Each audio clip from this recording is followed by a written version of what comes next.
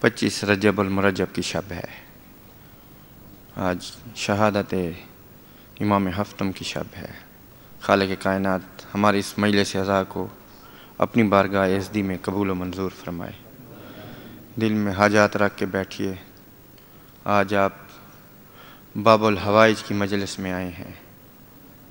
باب الحوائج ہے امام، اپنی اپنی حاجات دل میں رکھ کر بیٹھیے۔ استجابت دعا کے لمحے ہیں۔ خالق کائنات ہر مومن کی دعا کو قبول و منظور فرمائے، ہر مومن کو اللہ تعالیٰ اپنے حفظ و امان میں رکھے۔ توسل کرتے ہیں اہل بیت نبوہ کے ساتھ۔ اللہم انی اسألک موجبات رحمتک و عزائم مغفرتک و نجات من النار ومن کل بلیہ والفوز بالجنت ورضوان فی دار السلام وجوار نبی کا محمد علیہ وآلہ السلام۔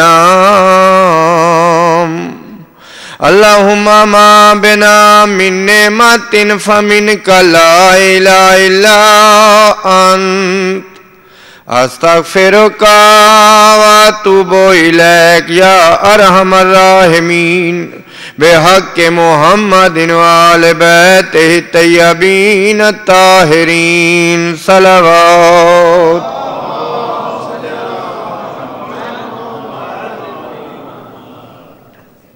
پھر بھی بآواز بلند نعرہ صلوات۔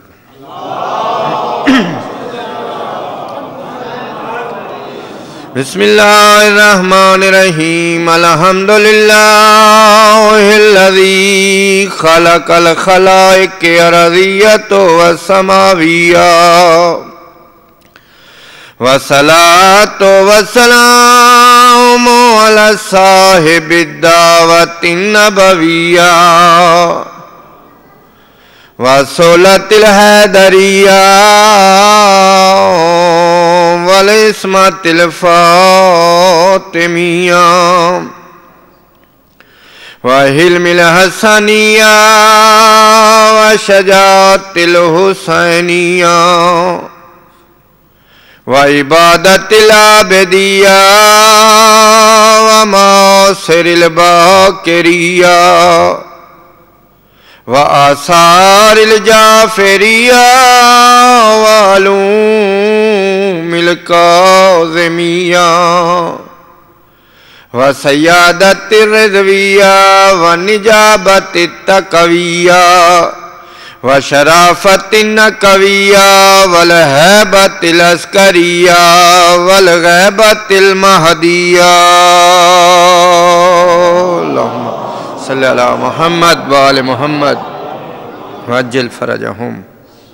الا لعنت اللہ علی قوم الظالمیہ والفرقۃ الباغیہ۔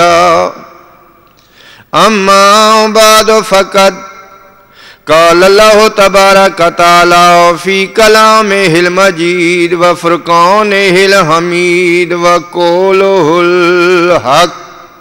بسم اللہ الرحمن الرحیم وجعلنا منہم ائمۃ یہدون بامرنا صلوات۔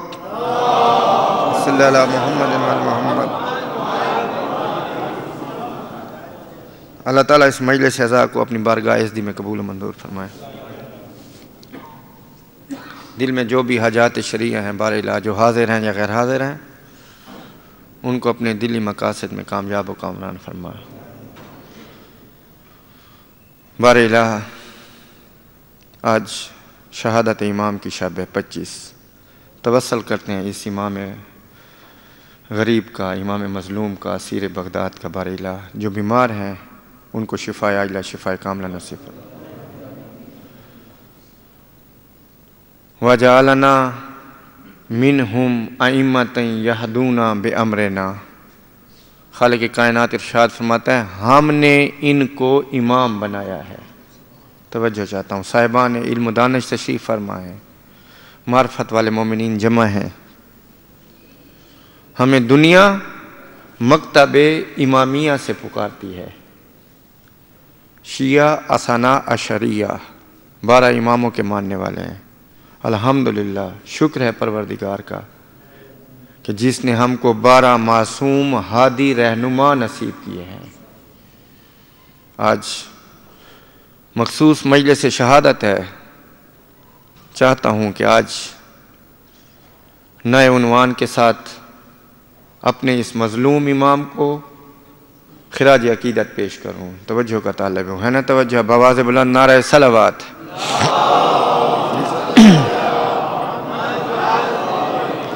ہم خوش بخت ہیں کہ خالق نے ہم کو 12 معصوم رہبر عطا کیے ہیں جو جانشین مصطفیٰ ہیں، جو شریعت کے وارث ہیں، جو قرآن کے وارث ہیں، جو عالم ہیں، علوم ربانی کے، مکتب الہیہ کے سند یافتہ ہیں. دنیا کے کسی مدرسے یونیورسٹی کالج میں نہیں گئے بلکہ مکتب الہیہ سے سند یافتہ ہو کے اس کائنات پر آئے ہیں. 12 معصوم رہبر، 12 معصوم ہادی، 12 معصوم ائمہ، جن کے متعلق خود سید المرسلین خاتم النبیین فرماتا ہے کہ لوگوں میرے بعد میرے 12 ہادی، میرے 12 جانشین، 12 خلفاء. مختلف روایتیں ہیں احادیث کی کتب میں. اللہ اکبر. نشانی کیا ہوگی ان کی؟ فضیلت کیا ہوگی؟ مناقب کیا ہوگا؟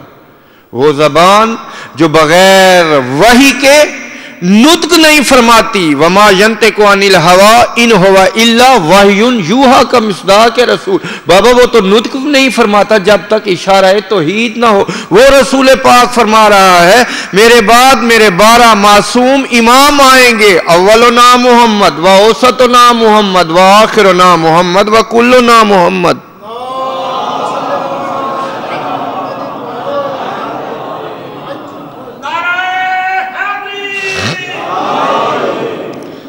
ہر امام اپنے اپنے زمانے کا سیرت میں، فضائل میں، مناقب میں محمد المصطفیٰ جیسا. توجہ چاہتا ہوں، اپنے اپنے زمانے کا محمد المصطفیٰ. یہ الفاظ کو پلٹ کے یوں کیوں نہ کہہ دوں کہ ہر امام اپنے اپنے عہد میں، اپنے اپنے دور میں محمد المصطفیٰ بھی ہے اور علی مرتضیٰ بھی ہے. نبی و رسول کا کام ہے پیغام خداوندی دنیا تک پہنچانا، مخلوق تک پہنچانا. نبی نبا سے ہے، آسمانی اخبار پہنچانے والا. رسول پیام سے ہے، پیام خداوندی دنیا تک آشکارا کرنے والا، مخلوق تک پہنچانے والا. نبی و رسول کی ڈیوٹی سن چکے ہو. اور امام کی کیا ڈیوٹی ہے؟ امام کی ڈیوٹی ہے نگہداشت دین. نبی و رسول کا کام ہے دین کو پہنچانا اور امام کا کام ہے دین کی محافظت کرنا، دین کی نگہداشت کرنا. امامت کسی میراث کا نام نہیں ہے. بڑے توجہ، میرے ہر لفظ پہ توجہ کا طالب ہوں، صاحبان علم و دانش بیٹھے ہوئے. امامت میراث کا نام نہیں ہے، امامت لطف الہی ہے. وہ خالق کائنات بہتر جانتا ہے کہ اس نے امامت کو کس جگہ پہ قرار دینا ہے. امامت میراث کا نام نہیں ہے، امامت لطف الہی کا نام ہے. جس طرح نبی و رسول خود خالق کائنات مبعوث کرتا ہے، بھیجتا ہے نبی کو بھی رسول کو. یہ اللہ کی ڈیوٹی ہے، مخلوق کی یہ ڈیوٹی نہیں ہے کہ اپنے لیے نبی منتخب کر لے. مخلوق کی یہ ذمہ داری نہیں ہے کہ اپنے لیے کوئی رسول منتخب کر لے. نہیں بابا، مکتب امامیہ کے ہم ماننے والے ہیں. ہم امامت کے دامن کے ساتھ وابستہ ہیں. سمجھو امامت کو، جس طرح رسالت من جانب اللہ ہوتی ہے، نبوت من جانب اللہ ہوتی ہے، اس طرح امامت منصوص من اللہ ہے، اللہ کی جانب سے ہے. دنیا کی یہ ذمہ داری نہیں ہے کہ اجماع کر کے شورا سے اپنے لیے امام منتخب کریں. نہیں بابا، دنیا آپ کے سامنے ہے. دنیا جنہیں 5 سال کے لیے منتخب کرتی ہے، زندہ باد کے نعرے لگا کے بٹھاتی ہے، پھر یہی دنیا ہے جو ووٹ دیتی ہے، پھر اس کو اتارنا بھی جانتی ہے۔ بابا مکتب امامت کو سمجھو، ہم ائمہ علیہم السلام کے پیروکار ہیں۔ نبی اور رسول جیسے اللہ بناتا ہے، امام بھی اللہ منتخب کرتا ہے۔ بابا اللہ جس کو فضائل عطا کرے، دنیا ان کے فضائل کو گھٹا سکتی ہے؟ نہ دنیا ان کے فضائل بنا سکتی ہے، نہ دنیا ان کے فضائل گھٹا سکتی ہے۔ اگر ساری مخلوق خالق کائنات کا انکار کر دے، آپ سے سوال کرتا ہوں، خالق کائنات کی ربوبیت میں فرق آئے گا؟ نہیں، کچھ فرق نہیں آئے گا۔ ساری مخلوق اللہ کی وحدانیت کا انکار کر دے، اللہ کی وحدانیت میں کوئی فرق نہیں آئے گا، کیونکہ وہ خالق ہے۔ جس طرح اللہ کی وحدانیت انکار کی متقاضی نہیں ہے، اس طرح ساری دنیا امامت کا انکار کر دے، امامت کے شان و فضائل میں کمی و بیشی نہیں ہو سکتی۔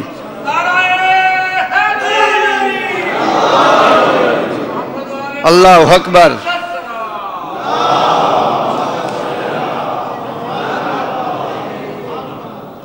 امامت کی شان میں گھٹا نہیں سکتے، نہ فضائل بڑھا سکتے ہیں نہ فضائل گھٹا سکتے ہیں۔ کیوں؟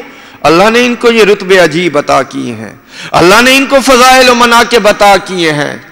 الحمدللہ ہم شیعان حیدر کرار مکتب امامیہ کے ماننے والے ہیں۔ جب تک دین و شریعت ہے تب تک امام الحمدللہ آج بھی پردہ غیبت میں ولی کائنات زندہ و سلامت ہے۔ ہمارا اٹھنا، ہمارا بیٹھنا، سب نگاہ امام زمان سائے تلے ہے۔ فخر کیجئے، ہم بے وارث نہیں ہیں، ہم لاوارث نہیں ہیں، ہم لاچار نہیں ہیں۔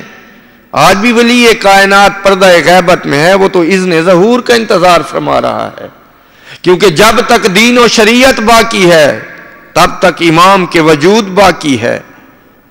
ہر امام اس کائنات میں آیا ہے۔ امامت کی ذمہ داری کیا ہے؟ نگہداشت دین۔ سمجھو اس ذمہ داری کو۔ نبی و رسول و مرسل کا کام ہے پیغام خداوندی بچانا، اور امام کا کام ہے پیغام خداوندی کی بقا۔ ہر امام نے اپنے اپنے عہد کی کربلا بپا کی ہے، حالات کے مطابق، واقعات کے مطابق۔ فقط سید الشہداء نے کربلا میں آ کے کربلا بپا نہیں کی ہے۔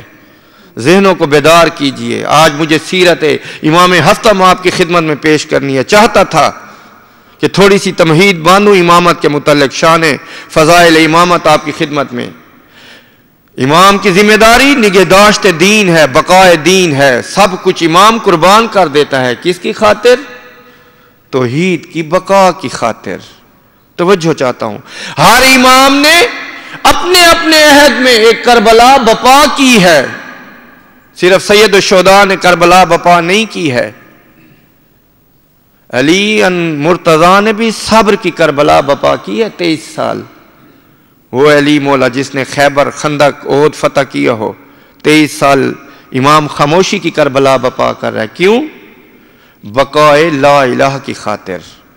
حسن مجتبیٰ نے صلح کی کربلا بپا کی ہے۔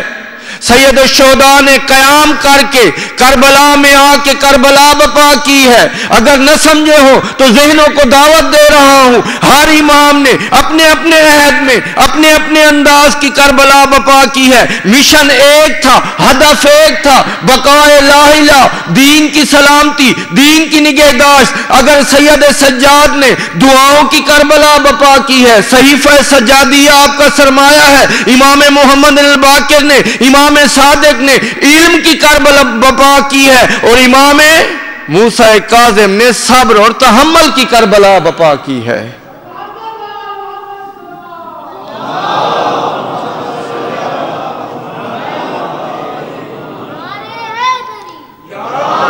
صبر کی کربلا میرے اس امام نے بپا کی ہے، جس امام کے پرسے کی خاطر آپ جمع ہوئے ہیں۔ اللہ اکبر، کیا فضیلتیں ہیں۔ میں اکثر اپنی گفتگو میں کہتا رہتا ہوں کہ ہم 12 اماموں کے ماننے والے ہیں۔ ہم اپنی محبت کو، ہم اپنی مودت کو فقط چند ائمہ تک محدود کیوں کریں؟ کوشش کریں ہر مومن، نوجوان ہے، بزرگ ہے، مرد ہیں، خواتین ہیں، اپنے اماموں کے متعلق زیادہ سے زیادہ معلومات حاصل کریں، معلومات، معرفت حاصل کریں۔ امام کی معرفت بہت ضروری ہے، ائمہ کی معرفت، خصوصاً جس عہد میں ہم جی رہے ہیں معرفت ائمہ بہت لازم ہے، ضروری ہے۔ الحمدللہ خالق نے آپ کو 12 معصوم رہبر عطا کیے ہیں۔ اپنی مودت کے دائروں کو چند ائمہ تک محدود مت رکھیے۔ پہلا بھی محمد ہے، درمیان والا بھی محمد ہے، آخر بھی محمد ہے، سارے کے سارے محمد ہیں۔ یہ بآواز بلند صلوات۔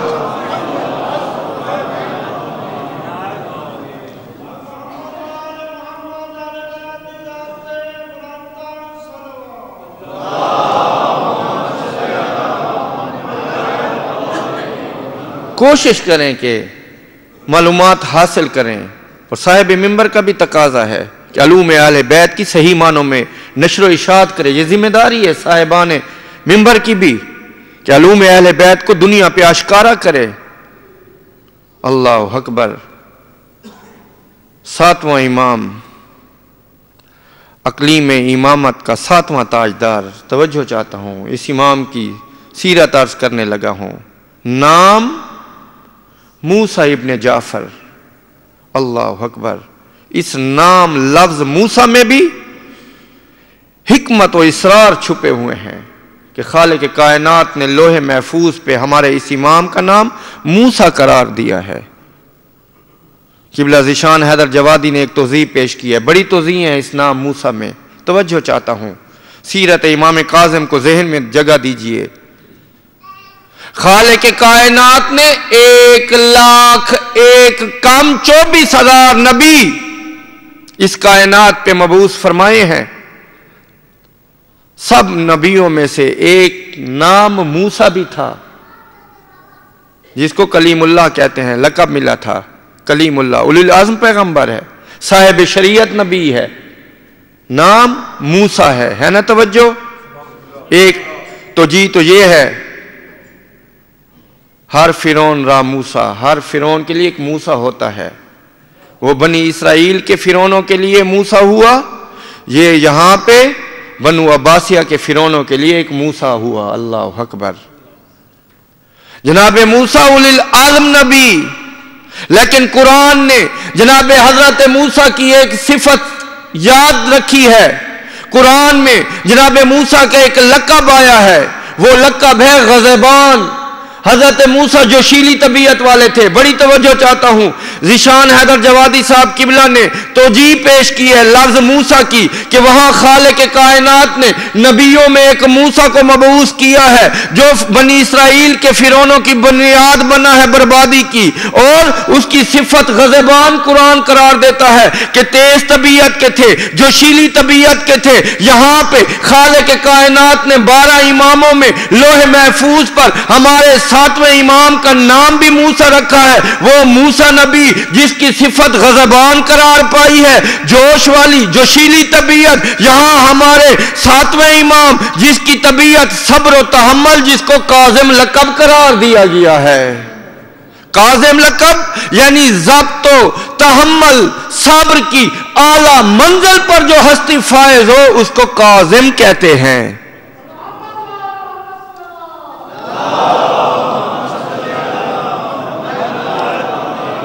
نام موسیٰ ابن جعفر، مشہور لقب کاظم۔ اللہ اکبر، کیا فضیلتیں ہیں میرے اس 7ویں امام کی۔ القاب پہ غور کیجئے، یہ القاب ائمۃ الہدیٰ نے نصیب کیے ہیں۔ اس امام کا ایک لقب ہے عبد صالح۔ اللہ اکبر۔ نام معصوم فرماتے ہیں کہ میرے دادا کو یہ لقب آسمانوں پہ اس لقب سے حور و غلمان میرے دادا کاظم کو یاد کرتے ہیں، عبد صالح۔ اور یہ مولا کا ایک اور لقب ہے باب الحوائج۔ 25 رجب کی شب ہے، آج دل میں دعائیں رکھ کے بیٹھے، اس مظلوم امام کا ذکر ہو رہا ہے۔ باب الحوائج، جس دروازے پہ حاجتیں بر آئیں اس مقام کو باب الحوائج کہا جاتا ہے۔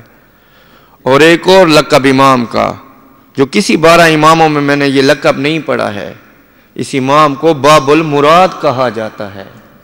باب المراد، جہاں پہ حاجات پوری ہوں، جہاں پہ دعائیں پوری ہوں، باب المراد بہت عظیم لقب ہے۔ اس امام کے القاب پہ غور کریں، فضیلت امام انسان کے ذہن میں آ جاتی ہے۔ صابر کہا جاتا ہے اس امام کو، لقب صابر ہے، فاضل ہے۔ اللہ اکبر۔ امام کی کنیت ابو اسماعیل، بعضوں نے ابو الحسن بھی لکھی ہے۔ امام کے عظیم القاب ہیں۔ اس امام کو عبد صالح کہا جاتا ہے، باب المراد کہا جاتا ہے، باب الحوائج کہا جاتا ہے۔ عجیب لقب امام کا ہے، غیظ المحلدین۔ دشمنان دین کے لیے غیظ ہیں اور مومنین کے لیے قرۃ العین المومنین۔ اللہ اکبر۔ یہ میرے اس امام کے القاب ہیں، غیظ المحلدین، قرۃ العین المومنین، مومنین کی آنکھوں کی ٹھنڈک۔ میرا یہ کاظم امام ہے۔ کب تشریف لائے اس دنیا میں؟ 7 صفر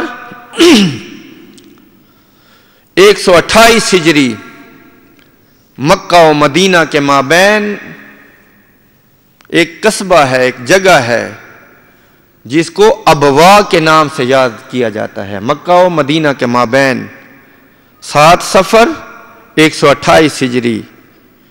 بس اتنا کہتا ہوں کہ جناب حمیدہ بربریہ کی گود میں خالق کائنات نے امام موسیٰ ابن جعفر عطا کیا ہے۔ امام صادق نے بڑی خوشی کا اظہار کیا۔ یہ مقام ابوا وہ ہے جہاں پہ رسول پاک کی والدہ ماجدہ جناب آمنہ کی قبر مبارک ہے۔ صادق امام سفر میں تھے، مدینے آئے ہیں، خوشی کا اظہار کیا ہے، اور اس امام کے اوصاف دنیا والوں کو بتائے ہیں، اپنے چاہنے والوں کو بتائے ہیں کہ یہ میرا بیٹا آ گیا ہے۔ لوگوں نے امام کے بڑے فرزند اسماعیل کے متعلق یہ شبہ کا اظہار کیا تھا کہ خالق کائنات صادق امام کے بعد امامت کو اس جگہ قرار دے گا، لیکن پہلے جیسے میں نے کہا ہے، امامت میراث کا نام نہیں ہے، امامت لطف الہی کا نام ہے۔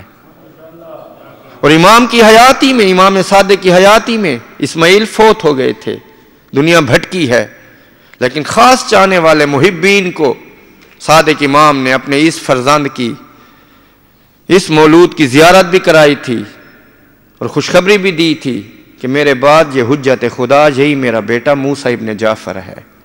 اللہ اکبر۔ امام کا ایک چاہنے والا ہے، نام یعقوب ہے، مدینہ میں تشریف لایا ہے۔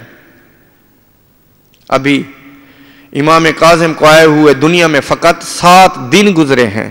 یعقوب نامی مومن ہے، امام کی زیارت پہ آیا، امام نے اہتمام کرایا، یعقوب فلاں حجرے میں چلا جا کے زیارت کر لے، میرے بعد خالق کائنات جس کو حجت خدا قرار دے گا تو اس کی زیارت کر دے۔ یہ خاص چاہنے والا تھا۔ یعقوب کہتے ہیں میں جلدی سے آیا۔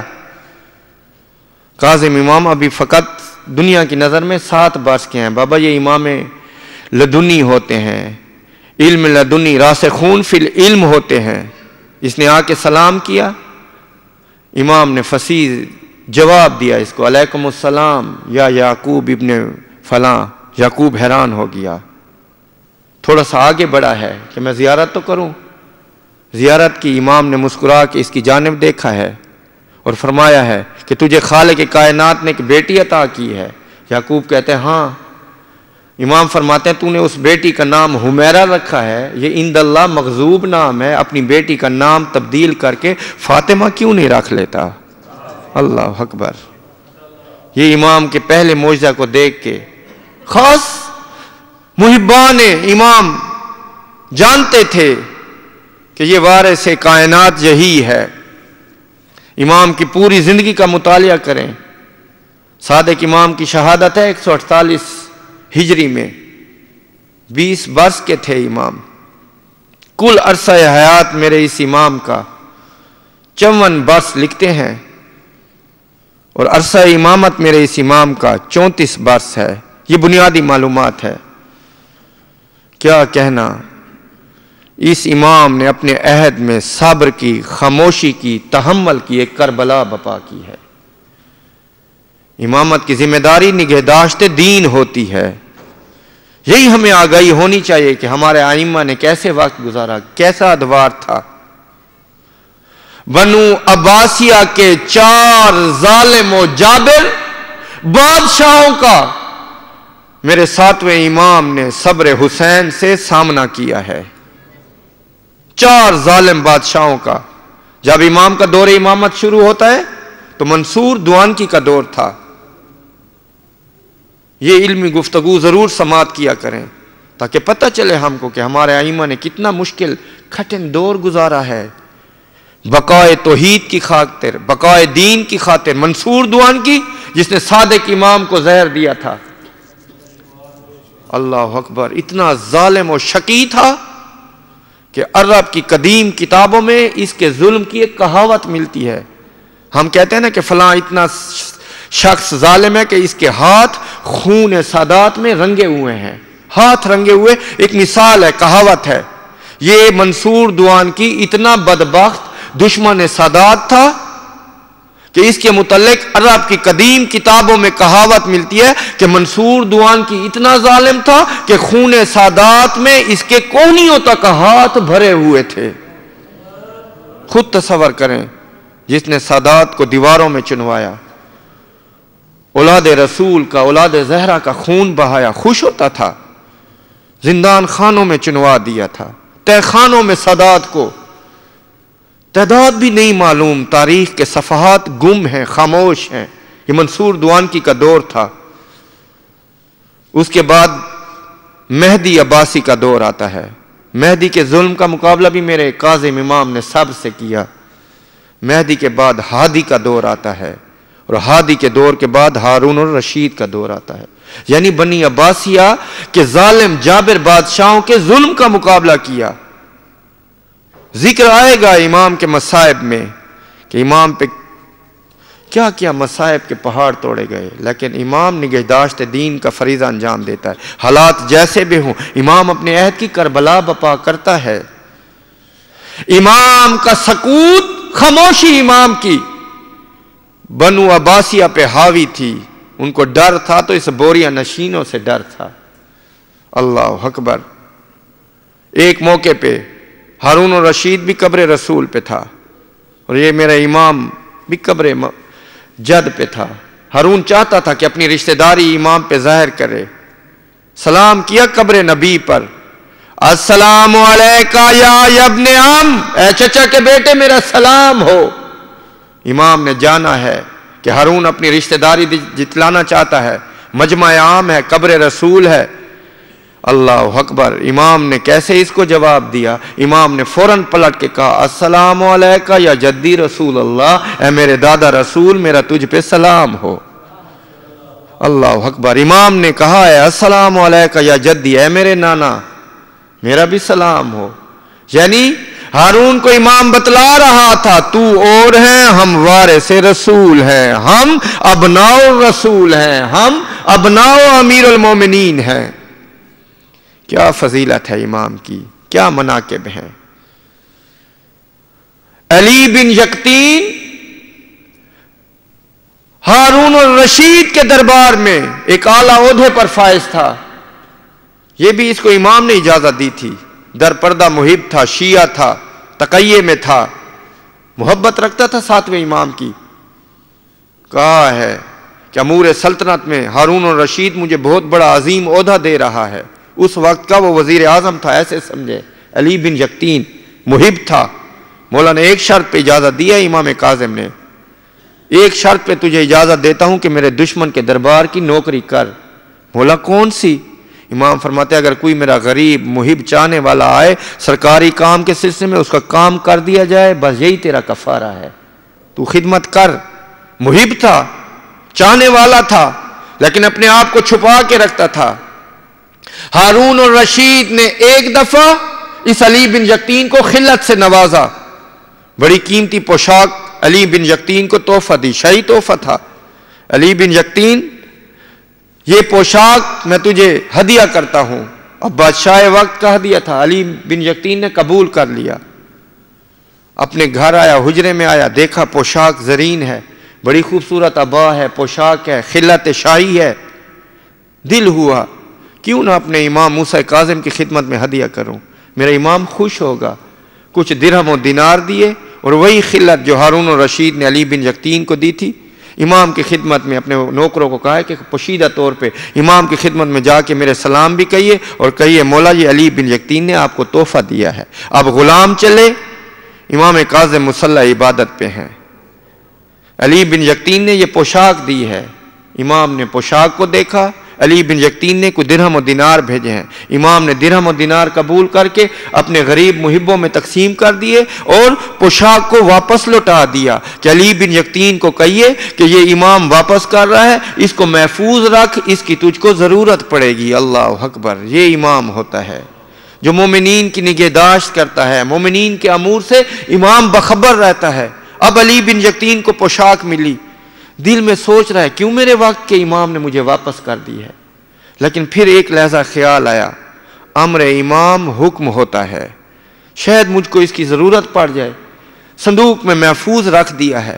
اب جو ہارون الرشید کے درباری تھے انہوں نے فوراً چغلی کھائی، بادشاہ وقت تو علی بن یقطین پہ بڑا بھروسہ کرتا ہے، دراصل یہ پوشیدہ طور پہ محب امام موسیٰ کاظم ہے، شیعۃ اہل البیت ہے۔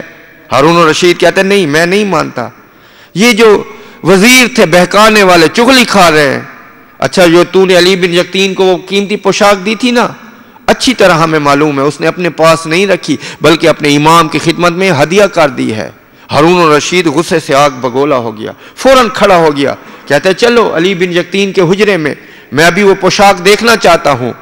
فوراً آیا، شاہی جلال تھا، علی بن یقطین میں نے تجھے چند دن پہلے ایک قیمتی پوشاک خلت شاہی سے نوازا تھا، میں نے سنا ہے تو نے کسی کو دے دی۔ علی بن یقطین کہتے ہیں حضور آپ کو غلط فہمی ہوئی، وہ تو میں نے شاہی تحفہ سمجھ کے اپنے پاس محفوظ رکھا ہوا ہے۔ ہارون الرشید کہتا ہے اگر تو نے محفوظ رکھا ہے تو ابھی مجھے خلت دکھا، وہ پوشاک دکھا۔ علی بن یقطین نے صندوق کا تالا کھولا، پوشاک حاضر خدمت کی، بادشاہ وقت نے پوشاک دیکھی، الٹا وزیروں کو ڈانٹنے لگا کہ تم خامخواہ علی بن یقطین کی چغلی کھاتے ہو۔ پس بادشاہ واپس ہوا، علی بن یقطین سجدے میں گرا، واہ میرا مولا موسیٰ کاظم آج آپ نے مجھے بچا لیا ہے۔ اللہ اکبر۔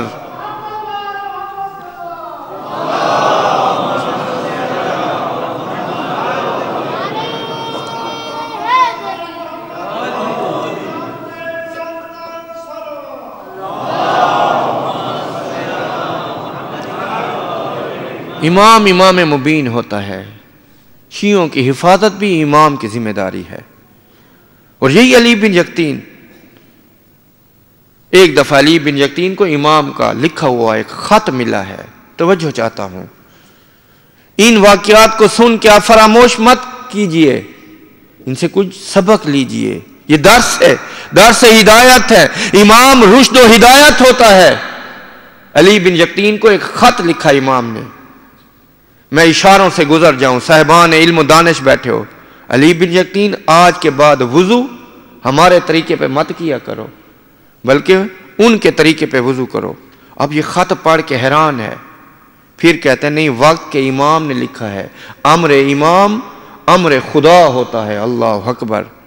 اپنی مرضی دین میں نہیں چلتی، اپنی مرضی اپنی رضا شریعت میں نہیں چلتی، جو حکم امام ہے اسی پہ ہمیں کاربند رہنا ہے۔ علی بن یقطین نے ایک لحظہ سوچا کہ وضو ان کے طریقے پہ کروں، پھر کہا ہے کہ نہیں میرے وقت کا امام کا حکم ہے، حکم پروردگار کی طرح ہے۔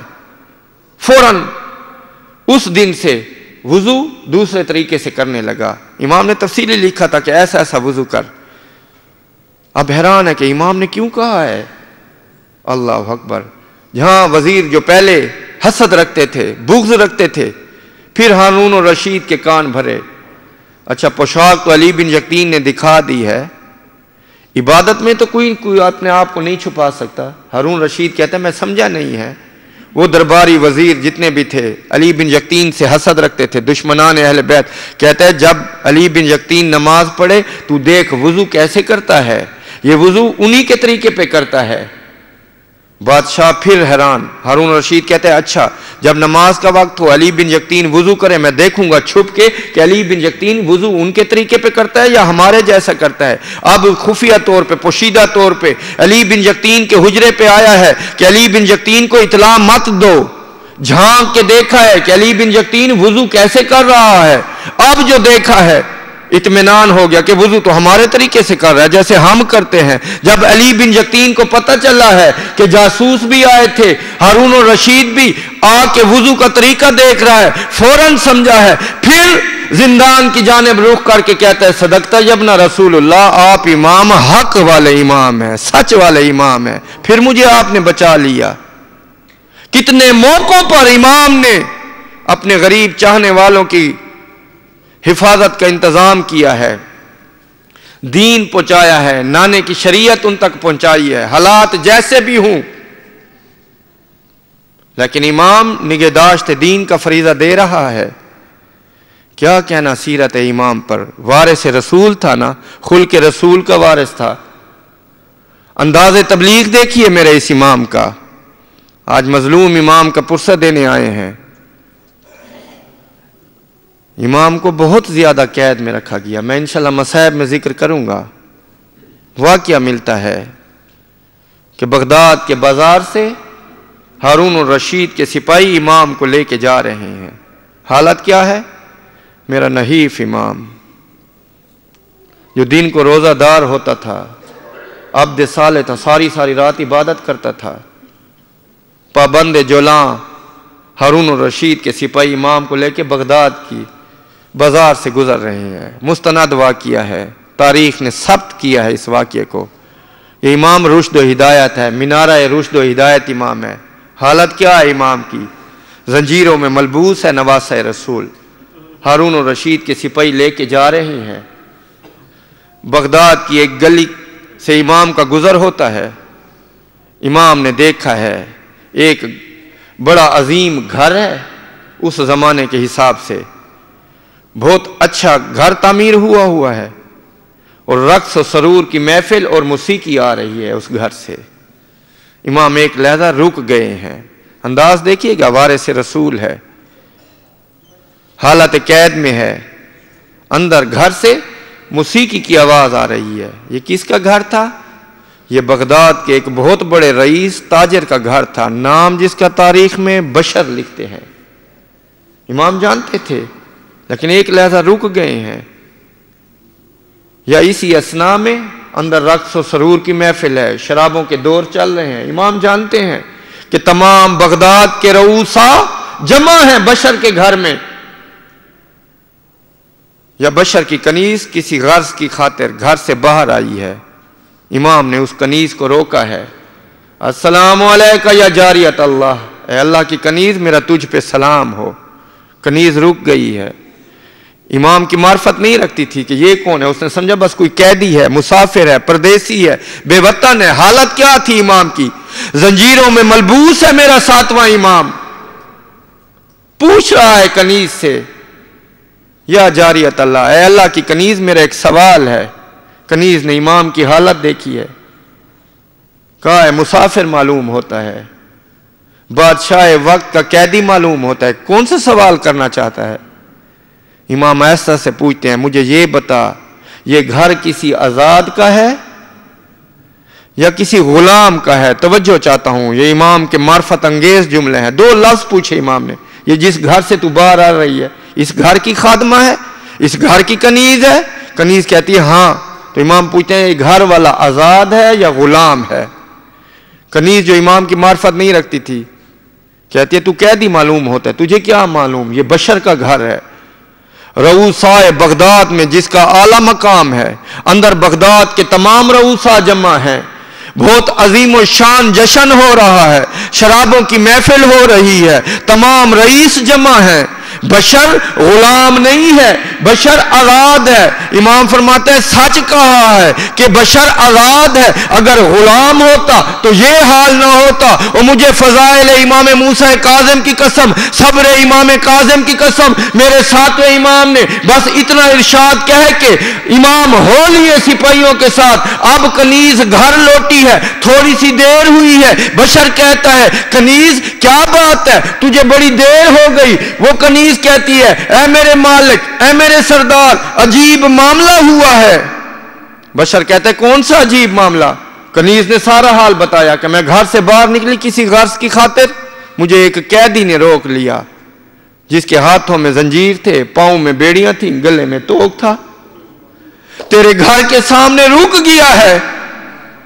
بشر کے دل میں احساس جاگا ہے۔ کہتے قیدی تھا؟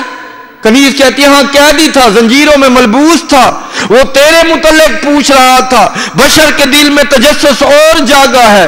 امام مبین ہوتا ہے، امام رشد و ہدایت کا سرچشمہ ہوتا ہے۔ بشر کہتا ہے کیا سوال کیا اس قیدی نے، اس غریب الوطن نے کیا سوال کیا؟ کنیز کہتی ہے کوئی اور سوال تو نہیں کیا، بس تیرے متعلق پوچھا ہے کہ کسی آزاد کا گھر ہے یا کسی غلام کا گھر ہے۔ بشر کے فکر و احساس میں ایک لہر سی جاگی ہے۔ کہتا ہے تو نے کون سا جواب دیا؟ کنیز کہتی ہے میں نے کہا ہے یہ کسی غلام کا گھر نہیں ہے، یہ بشر کا گھر ہے، آزاد کا گھر ہے۔ فوراً دل میں خیال آیا یہ جملہ تو فقط میرے وقت کا امام موسیٰ کاظمی ارشاد فرما سکتا ہے، امام میری ہدایت کی خاطر یہ کہہ رہا ہے۔